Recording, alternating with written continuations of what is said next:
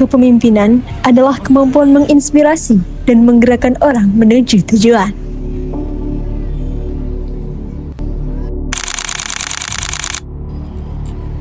Namun, apa arti kepemimpinan itu?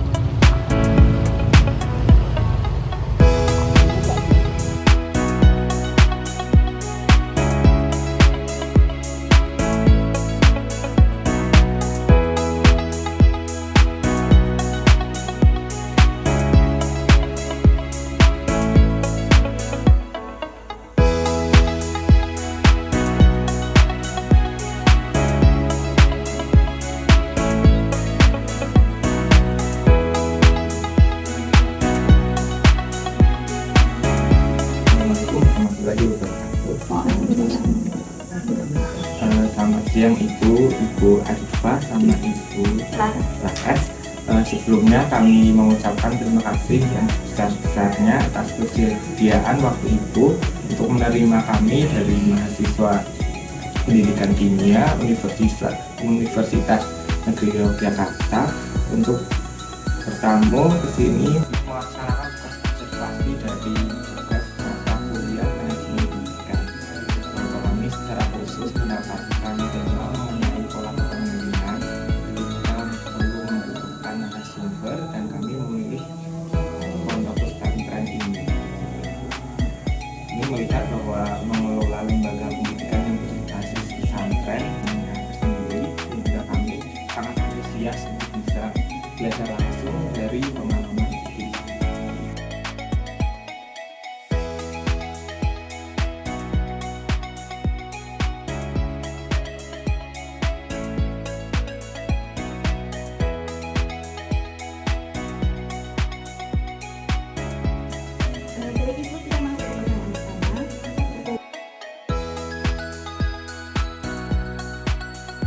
Visi dari Pondok Pesantren Jaya Salikin itu kan untuk mewujudkan insan yang berakhlak dan bertauhid, sehingga meskipun dalam programnya itu ada beberapa visi, jadi tidak hanya masalah di pendidikan saja. Kalau kemarin kan saya sempat menawarkan bahwa ada pendidikan formal dan ada pendidikan non formalnya. Nah, di pondok ini tuh tidak hanya pendidikan formal dan non formal, tapi juga ada lembaga lain yang bersamai, yaitu lembaga rehabilitasi nafsa kenakalan remaja. Sehingga memang visi misi yang dulu dibuat oleh Pak Kiai langsung itu adalah berhubungan dengan membentuk insan yang benar-benar bukan cuma punya kemampuan untuk bersaing nanti di dunia luar nanti lah, ibaratnya mereka seperti itu, kembali ke fitrahnya sebagai manusia, tapi juga memiliki akhlak dan kekokohan tauhid yang kuat. Nah, kalau ditanya sebenarnya kepemimpinan di pondok ini tuh ada kepemimpinan makro dan mikro. Kepemimpinan makro itu dipegang oleh Pak Kiai langsung, lalu kepemimpinan mikro itu didelegasikan. Jadi lembaga di bawahnya pondok pesantren itu ada mulai dari PKPPS-nya. PKPPS itu kepala program pendidikannya saya. Kalau PKBM, kepala program pendidikannya Bu Laras. Terus nanti ada lagi lembaga rehabilitasi untuk rehabilitasi nafsa dan kenakalan remaja, itu ketua hariannya saya, tapi ketua tim rehabilitasinya ada lagi sendiri. Sehingga di sini model kepemimpinannya seperti itu. Jadi ada delegasi tim, ada delegasi orang bawah. Lalu dari visinya beliau, sehingga dalam setiap visinya beliau kami memasukkan, misalnya dari PKPM sendiri kan ada visi misi tersendiri. Dari PKPPS ada visi-misi tersendiri yang tidak lepas dari visi-misi besarnya Pak Kiai. Nah, nantinya dalam program intinya dalam setiap program yang kami buat untuk anak-anak santri itu mengacu pada sesuai dengan tujuan yang ingin dicapai oleh Pak Kiai, dan biasanya itu kami juga dalam membuat program melihat perkembangan masing-masing santri. Karena di sini santrinya khusus seperti tadi Jenengan bilang bahwa kalau di pondok itu kan pasti punya keistimewaan. Nah, keistimewaan di sini yang tidak dimiliki di pondok lain mungkin adalah itu, bahwa santri yang ada di sini adalah rata-rata mantan penyalahgunaan nafsa dan penakalan remaja, sehingga ada kondisi unconditional psikologi ya. Jadi kadang-kadang pola pikirnya berubah cepat, motivasi sekolah kadang-kadang tiba-tiba naik turun. Nah, itu yang memang harus kami koordinasikan terus kepada pimpinan dan antar divisi, di mana biar programnya itu saling melengkapi. Jadi misalnya nih anak mulai motivasinya turun nih sekolah, mau gimana? Oh, nanti ada tim rehab masuk. Berarti ini harus konselor lagi nih masuk, disemangatin lagi nih, dimotivasi lagi nih biar dia semangat lagi sekolah. Oh, ini udah mau selesai nih. Oh, kita mau apa? Mau kuliah gimana? Nah, itu nanti koordinasi lagi dengan timnya. Di dalam setiap program mengacu pada visi misi beliau, tapi tidak lepas dengan menyesuaikan kondisi masing-masing santri. Karena kembali lagi different people, different treatment. Kalau dengan perumusan program atau kebijakan baru, bagaimana biasanya proses pengambilan keputusan di sini? Sejauh mana pelibatan Dewan Guru atau pengurus yayasan? Biasanya ada rapat bulanan kalau di sini. Jadi ada rapat bulanan yang bersama Pak Kiai, tapi juga ada rapat internal tim. Jadi setiap tim itu kan di sini ada tim dua itu tim tahfidz ya, tahfidz atau hafalan Quran. Tim 1 itu dia muslim dan muslimah, jadi yang mengayomi perkembangan santri. Tim 3 itu adalah tim sekolah. Tim 4 itu adalah tim rehab. Tim 5 adalah tim yang ngurusin anak-anak kuliah dan vokasi. Nah, dari semua tim ini mereka berhak mengadakan rapat tim karena mereka punya ketua tim masing-masing. Lalu setelah itu dari masing-masing tim inilah nanti menghadap ke Pak Kiai dan menyampaikan program dari masing-masing tim. Pak Kiai ini dari tim 3 ada kendala di sini nih, terus kita mau ajuin seperti ini, kira-kira dari Pak Kiai gimana. Jadi biasanya ada rapat tim kecil itu sebelum naik ke Pak Kiai rapat dulu dengan saya biasanya. Kalau udah rapat dengan saya yang mana yang mau diajuin, baru nanti kumpul soal Pak Kiai diajuin.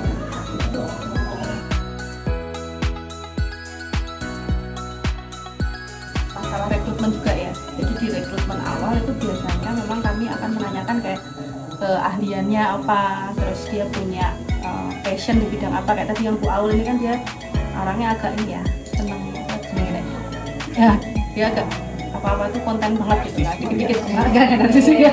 Ya narsis juga sih ya, cuman lebih ke apa-apa konten-konten gitu loh. Jadi apa-apa tuh yang gerem apa-apa itu udah ikutin. Nah, jadi dia akhirnya kan pada awal proses rekrutmen itu memang sudah ditanya dulu potensi apa sih selain ngajar gitu, dan apakah memungkinkan untuk kita kasih tugas sampingan. Terus biasanya nanti akan ada matrikulasi ngajar juga. Kira-kira bener nggak sih dia mampu ngajar gitu, atau cuman dia ijazahnya doang nih ada tapi nggak mampu ngajar, kan kayak gitu ya kadang-kadang ijazahnya ada tapi nggak bisa. Nah terus contoh kayak Bu Aul tadi, nah dia punya komitnya di konten kreator, akhirnya itu kita masukkan dia jadi pemegang akun dari madrasah, akun TikTok atau Instagram. Jadi kalau lihat TikToknya pondok madrasah itu yang ngelola ya dia dibikin kekinian, karena terakhir kan dulu yang megang dari saya, dari yang tim yang udah sepuh ya sebenarnya belum sepuh banget ya cuman yang dari agak dewasa itu kurang nyopot ya, kurang gigit buat viewersnya nggak banyak gitu kan gitu. Tapi setelah dipegang dia jadi bagus.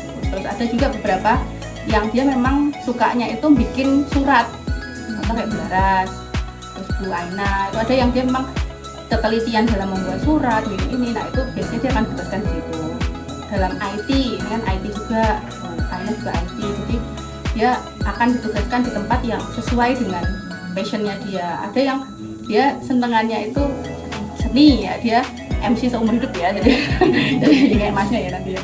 Jadi kalau tiap kali ada kegiatan pagelaran seni, kegiatan Khatmil Quran, dia jadi MC, bikin rundown acara, terus nanti ngoprak-oprak anak-anak, bahkan ngelatih tari dan lain sebagainya. Ada juga yang dia memang suka kalau yang guru-guru tahfidz, yang khusus tahfidz ya, tahfidz kan tidak hanya ngajar hafalan, tapi juga dia akan ngajar kitab fikih ataupun yang lain di sesi-sesi. Nah itu biasanya akan kita libatkan juga pada kegiatan-kegiatan besar yang sifatnya keagamaan. Jadi memang semua orang itu punya peran pada waktunya masing-masing. Jadi kalau pas Kontmil ya yang maju nanti ini, kalau pas nanti akreditasi yang maju ini, kalau pas nanti ujian online CBT, UAN dan lain sebagainya yang maju IT-nya. Jadi itu mereka sudah punya porsi masing-masing. Kalau saya butuh nyari data, saya nyarinya bu ini. Kalau saya mau butuh nyari data legalitas, saya nyarinya bu ini. Ada santri baru, saya ini. Ada jemput santri, saya ke tim penjemputan. Nah itu udah grupnya banyak banget ya di sini. Jadi di HP itu grupnya banyak banget. Dan itu sudah masing-masing divisi ada.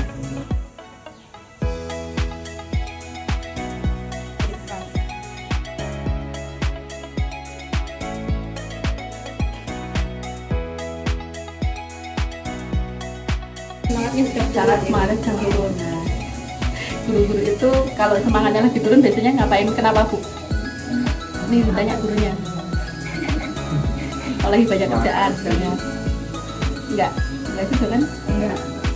Enggak juga. Sebenarnya lebih ke guru, karena kami kan dari pondok pesantren itu kan bukan ikatan pegawai negeri sipil ya mbak. Sehingga pasang surut yang kami alami justru pergantian orang. Karena tiap orang itu ada masanya, setiap masa ada orangnya yang meyakini itu. Jadi ini yang dari awal PKPPS ada nih sampai sekarang masih ada tuh Bu Laras, Bu Fariris, ada beberapa guru. Tapi pergantian guru itu sangat bukan sangat sering ya, tapi beberapa kali terjadi karena faktor mungkin mendaftar PNS, P3K dan sebagainya. Sehingga kadang-kadang nih baru orang gurunya lagi bagus-bagusnya nih, terus tahu-tahu keluar karena mau nikah, mau pulang kampung, mau apa. Nah itu nanti ngelokro lagi. Biasanya kayak gitu. Cuman makin kesini sepertinya mentalnya guru-guru yang lama sebagai tim inti itu sudah mulai terbiasa dengan datang dan perginya orang. Artinya apa ya, selagi orang yang kesini ya kita maksimalkan. Karena nanti dalam pausa perjanjian kerja itu ada kata-kata bahwa kamu kalau mau keluar tidak apa-apa, tidak masalah, yang penting konfirmasi 1 bulan sebelumnya dan mencarikan pengganti sesuai dengan kapasitas dan kapabilitas yang kamu miliki. Artinya potensi yang dia miliki kita nggak akan kehilangan. Jadi dia misalnya belum tahfidz nih 30 juz, jadi harus ganti yang 30 juz. Terserah gimana, pokoknya jangan sampai dia pergi terus kita keteteran. Jadi dari situ kita belajar dari memperbaiki klausa perjanjian kerja. Jadi kita belajar bahwa oh ya nggak apa-apa, no hard feeling, dia pergi atau dia keluar, asalkan kita tidak kehilangan keahliannya. Meskipun itu dari orang lain. Kalau pasang surutnya mungkin ke itunya ya. Kalau yang masalah guru yang internal, ya paling kalau misalnya lagi kelihatan kendu, misalnya butuh suntikan semangat dari Pak Kiai, nah itu nanti bilang ke Pak Kiai. Atau mungkin butuh halan-halan, itu pendanaan kan dari atas ya. Jadi kita jalan saya mau apa, rihlah kemana alam, tutur ikut santri-santri, nah itu biasanya nanti ngasih undangan. Mungkin menambah gitu. Kalau motivasi dari Bu Arifah atau dari atasan dan pimpinan gitu ya, saya merasanya itu seperti diperhatikan gitu. Maksudnya ketika saya ada sedikit semangatnya menurun, itu biasanya nanti pendekatan secara personal gitu ya. Walaupun nggak ngomong, oh Bulara lagi nggak semangat ya, nggak sih, lebih ke apa? Kalau evaluasi kinerja guru itu yang pertama ada evaluasi dari teman sejawat, jadi saling memberi masukan, saling memberi pendapat. Kalau menurut si A, si B gimana sih dan sebagainya. Terus ada evaluasi dari siswa.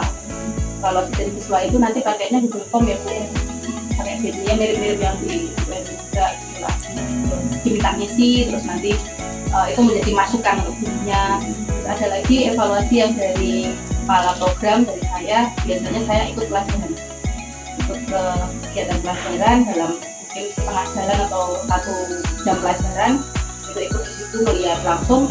Terus nanti setelah selesai saya panggil gurunya untuk memberi masukan. Biasanya kayak gitu. Nanti karena kadang-kadang anak itu ngomong karena preferensinya sendiri, pengen ganti guru lah, pengen mungkin galak mungkin ya, terus jadi dia kayak merasa mumpung nulis rano jenenge gitu, tulis asal-asalan nih sama dia kan.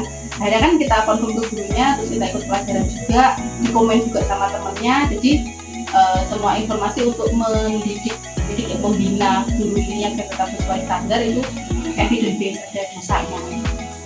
Jadi kalau sudah rata-rata sih mereka guru-guru itu masih mau diberi masukan. Jadi kalau misalnya dari siswa seperti ini dia mau merefleksi diri dan melihat bahwa di usia kita tuh masih ada kurangnya, dan nggak ada salahnya untuk perbaiki diri, nggak harus sakit hati karena mungkin komennya agak nyelkit ya. Ada yang pernah nyelkit ya itu, ada yang pernah nyelkit, tapi ya nggak apa-apa. Mereka terbuka baca.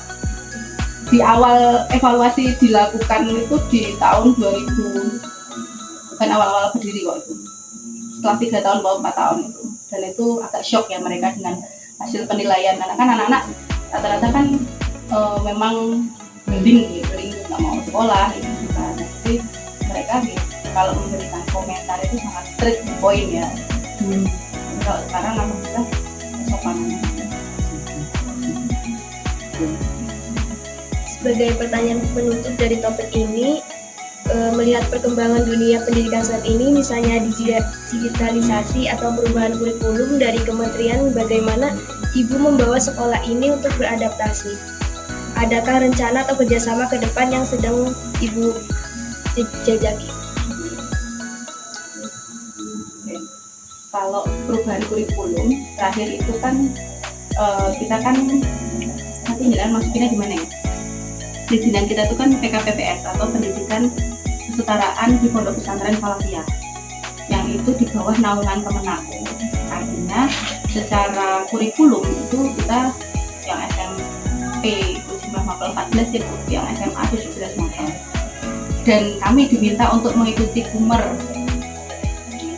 Akan tetapi anak-anak itu kan tidak memungkinkan kumer. Kenapa kok tidak memungkinkan kumer? Paham nggak? Karena posisinya anak-anak ini kan dengan riwayat penyalahgunaan akal yang memang secara kecerdasan teknologi mungkin ya, mereka sangat melek teknologi, yang kalau kita buka peluang dengan teknologi yang terlalu luas itu akan membuka yang seharusnya tidak dibuka. Padahal kan di kumer kan keaktifan siswa kan yang utama ya, diminta untuk mencari dan lain sebagainya. Nah itu kita nggak bisa. Akhirnya waktu itu kami memang diberi kelonggaran dan keleluasaan oleh Kementerian Agama untuk menentukan jalannya, meskipun rule-nya tetap pakai kumer ya, borangnya tetap pakai kumer, cuman dalam proses jalannya atau jalannya pembelajaran itu menyesuaikan dengan kondisi santri. Apakah lantas santri nggak pegang gadget sama sekali? Pegang, mereka juga pegang laptop, bukan gadget HP ya, pegang laptop untuk kegiatan pembelajaran. Mereka juga belajar IT, mereka belajar Microsoft, mereka belajar semuanya, tapi memang dengan pengawasan dan pembatasan. Di internet tidak selalu dibuka secara bebas, jadi ada batasannya. Nah kalau ditanya apa yang sekarang sedang diprogramkan untuk kedepannya, itu yang pertama karena program PKPPS ini oleh Kementerian Agama akan dihapuskan kebijakannya, otomatis kami kemarin merencanakan pembentukan PKBM sebagai pengganti. PKBM ini kan ngejar paket ya, paket B dan C untuk mengganti anak-anak yang sudah terlanjur masuk. Kan nggak mungkin juga kita diamkan PK tanpa pendidikan, dan PKPPS sudah tidak mungkin diselenggarakan lagi ya. Jadi udah kita bikin dari pakai lebih cenderung ke PKBM.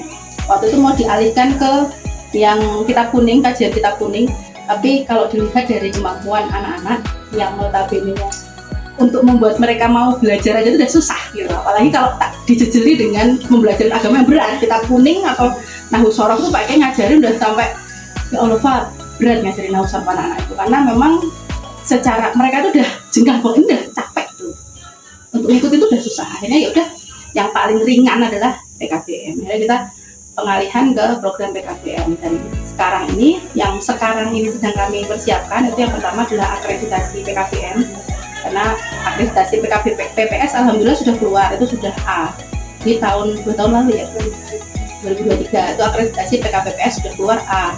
Cuman kok dilalah programnya yang menghilang ya, jadi kita juga sama-sama berduka, padahal itu lemburnya banyak ya. Terus ini yang tahun ini itu akreditasi PKBM, terus di tahun ini juga kita akan maju SNI untuk layanan rehabilitasi. Layanan rehabilitasi ini akan distandarisasi secara nasional. Untuk standarisasi nasional yang BNNRI dari SNI 8808 kalau nggak salah itu sudah dapat nilai 95,7, sudah bagus nilainya. Tinggal niki dari lembaga akreditasi nasional. Nah, kita sekarang sedang persiapan itu, dan itu tidak hanya memakan waktu, biaya dan tenaga ya, tapi semuanya karena pendidik. Jadi kayak lembaganya itu rehabilitasinya itu berkelanjutan. Jadi setelah dia rehab, terus dia nanti sekolah, bisa SMP, bisa SMA, bisa kuliah. Kalau dia nggak sekolah atau nggak kuliah ya berarti nanti dia akan masuk ke vocational training, dia akan belajar di BLK. Ini kan sudah dapat dari Kementerian Tenaga Kerja ya, BLK otomotif. Nanti bisa diarahkan ke sini. Terus ada juga ditambah udang di Kebumen, dan dari Pak Ade juga beli lahan di sana untuk tambah udang, untuk pertanian. Jadi ada tandur jagung, terus macam-macam, timun suri, terus ada angkringannya, kates. Terus di Cilacap kita juga ada dari Pak Kiai ada ruko, sama ada MTPDBC, itu Majelis Taklim dari Salikin, itu yang isinya itu untuk tandur buah-buahan. Artinya di sini tuh semuanya berkelanjutan.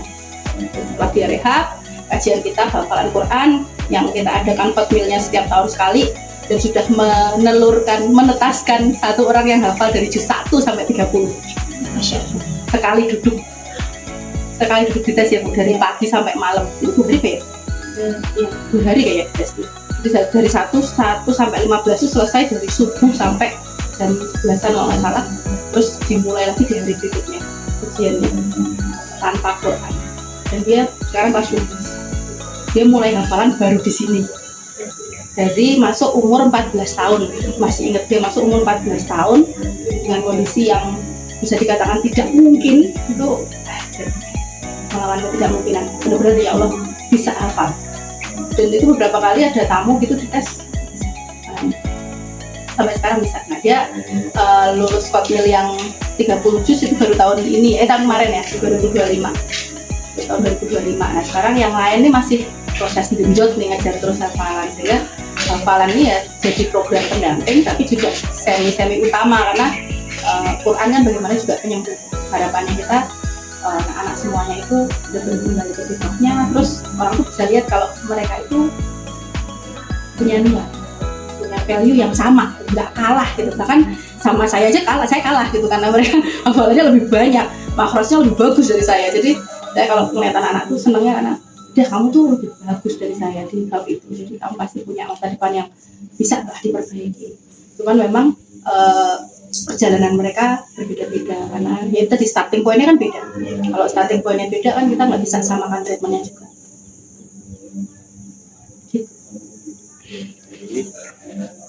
Untuk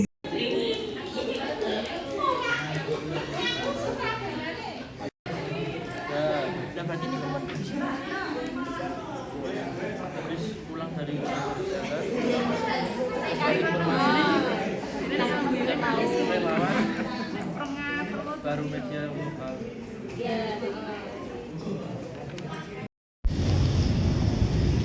yang awalnya dipertanyakan Ini menjadi pemahaman.